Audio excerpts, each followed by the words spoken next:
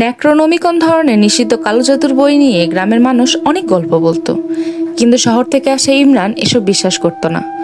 ইমরান তার দাদুর পুরনো বাড়িতে কয়েকদিন থাকার জন্য গ্রামে এসেছিল। বাড়িটা ছিল অনেক পুরাতন, চারদিকে বড় বড় গাছ আর সবসময় অদ্ভুত নীরবতা। প্রথম রাতে সে শুনতে পেল দোতলা বন্ধ ঘর থেকে কারো আস্তে আস্তে মন্ত্র পড়ার শব্দ। রক্ত দাও, আত্মা দাও। সে ভেবেছিল হয়তো বাতাসের শব্দ, কিন্তু পরের রাতে শব্দটা আরো জোরে শোনা গেল। কৌতূহল সামলাতে না পেরে ইমরান দোতলার দরজা ভেঙে ঘরে ঢুকে ফেলল। ঘরে ঢুকেই তার বুক কেঁপে উঠল। চারদিকে কালো মোমবাতি জ্বলছে, মেঝেতে লাল রক্তে আঁকা অদ্ভুত কিছু চিহ্ন, আর মাঝখানে রাখা একটি পুরাতন কালো বক্স। বক্সের ওপরে শুকনো রক্তের দাগ। ইমরান ধীরে ধীরে বক্সটা খুলল। ভেতরে একটা পুরাতন ডায়েরি।